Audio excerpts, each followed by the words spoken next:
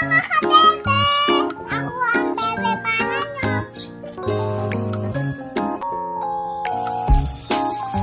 Hello mga kabebe! Kamusta?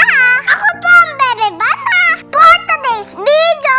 At dahil nga po maulan, wala kaming pasok. Dahil nga daw po, baka ubuin at sipunin pa kami. Mahirap pa magkasakit. Kaya po mga kabebe, mag-ingat kayo.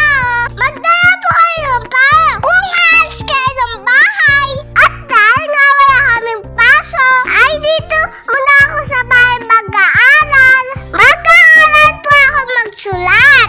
Si mama muna yung teacher ko.